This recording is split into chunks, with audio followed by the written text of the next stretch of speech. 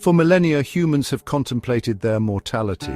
We build monuments to defy time, inscribe our stories on parchment and stone, all in an effort to transcend the limitations of our physical forms. Today, a new frontier beckons: the digital realm. Imagine a world where our thoughts, memories, and even our very consciousness could be translated into digital code, potentially granting us a kind of digital immortality. This concept, once relegated to the realm of science fiction, is now a topic of serious scientific inquiry. Researchers are exploring the possibility of mapping the intricate neural connections of the brain, creating a digital blueprint of the human mind. This prospect raises profound questions about the nature of consciousness, the definition of life, and the ethical implications of such a powerful technology. The idea of digitizing consciousness is both exhilarating and terrifying. It holds the promise of unlocking the secrets of the mind while simultaneously challenging our understanding of what it means to be human. As we stand on the cusp of this technological revolution, we must proceed with caution, wisdom, and a deep respect for the profound implications of our actions. The allure of immortality is a powerful force woven deeply into the fabric of human mythology and aspiration. Digitizing consciousness offers a tantalizing possibility. The prospect of preserving our minds long after our physical bodies have ceased to function. Imagine uploading your consciousness to a supercomputer, essentially creating a digital backup of your mind. This digital copy could potentially exist indefinitely, free from the constraints of aging and disease. But would this truly be immortality, or simply a sophisticated simulation of your former self? Would this digital entity experience the world in the same way you do now? Would it feel emotions, form relationships, and continue to learn and grow? These are questions that science cannot yet answer. The possibility of a digital afterlife remains tantalizingly out of reach, a shimmering mirage on the horizon of our technological capabilities.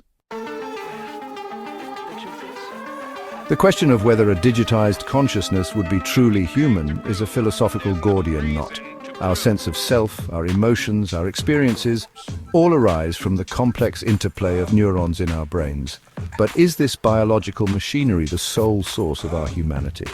If we could perfectly replicate the neural connections and electrical impulses of the brain in a digital format, would we also capture the essence of what makes us human, our consciousness, our sentience, our very soul, or would we simply be creating a sophisticated automaton, a digital echo of a once living being? This question strikes at the heart of what it means to be alive, to experience the world subjectively, to feel the full spectrum of human emotion. It is a question that will likely remain unanswered long after the technology to digitize consciousness becomes available. The prospect of digitizing consciousness presents a Pandora's box of ethical dilemmas.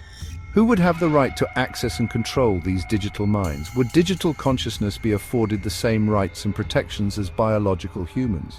What would happen if someone tampered with or corrupted a digital consciousness? The implications are staggering. We must tread carefully, ensuring that this technology is developed responsibly and ethically with a focus on safeguarding human dignity and autonomy. The decisions we make today will have far-reaching consequences, shaping the future of humanity in profound and potentially irreversible ways. We must engage in open and honest dialogue about the ethical implications of this technology, involving ethicists, philosophers, religious leaders, and the public at large. Despite the rapid pace of technological advancement, we are still a considerable distance from being able to digitize human consciousness. The human brain is an extraordinarily complex organ containing billions of neurons connected by trillions of synapses. Mapping this intricate network and replicating it in a digital format is a monumental task, one that will likely require decades, if not centuries, to fully achieve.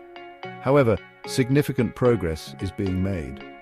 Researchers are developing sophisticated brain-computer interfaces that allow us to control prosthetic limbs and computers with our thoughts. Artificial intelligence is rapidly advancing, with algorithms capable of learning and problem-solving at superhuman levels. These are all essential stepping stones on the path to digitizing consciousness. While the destination remains distant, the journey itself is already yielding remarkable discoveries.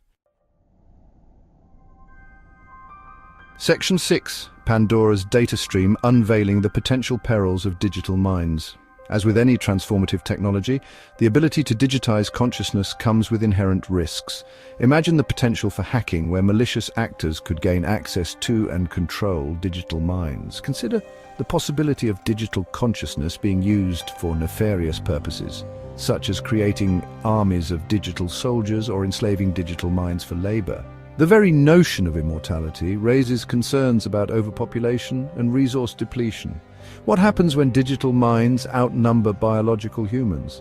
How would we manage the ethical and societal implications of a world where death is no longer inevitable? These are questions that we must confront now, before this technology becomes a reality.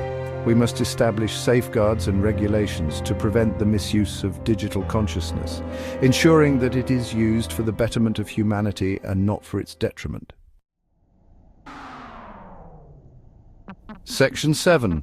Mapping the mind, a blueprint for digitizing consciousness. The process of digitizing human consciousness would be a monumental undertaking, requiring a deep understanding of both neuroscience and computer science. One proposed method involves creating a detailed map of the brain's neural connections, known as the connectomy.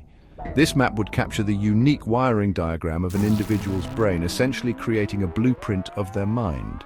Once the connectomy is mapped, the next step would be to simulate the activity of these neurons using powerful computers. This would involve replicating the electrical and chemical signals that neurons use to communicate with each other. If successful, this simulation would effectively create a digital copy of the original mind, capable of thinking, feeling, and experiencing the world just like its biological counterpart. However, this is a highly simplified explanation of an incredibly complex process, one that will likely require breakthroughs in our understanding of both the brain and computation. Section 8. The future of being, a choice between transcendence and oblivion. The potential to digitize human consciousness represents a pivotal moment in human history. It offers the possibility of transcending our biological limitations, unlocking new frontiers of knowledge and potentially achieving a form of digital immortality. But it also presents profound risks, challenging our understanding of what it means to be human and forcing us to confront uncomfortable truths about our own mortality. The choices we make today will determine the course of our future. We must proceed with caution, wisdom, and a deep respect for the sanctity of life, both biological and digital. The future of being is in our hands. Let us choose wisely. Section 9. Join the conversation, your thoughts on the digital frontier. The prospect of digitizing human consciousness is a topic that demands our attention and thoughtful consideration. It's a conversation that should involve everyone, not just scientists and technologists. What are your thoughts on the possibility of uploading your mind? Would you choose digital immortality if it were an option? What ethical concerns do you have about this technology? Share your perspectives in the comments below, and let's explore this uncharted territory together. Don't forget to like, subscribe, and share this video with your friends and family. The future is closer than we think, and it's a conversation we need to have now.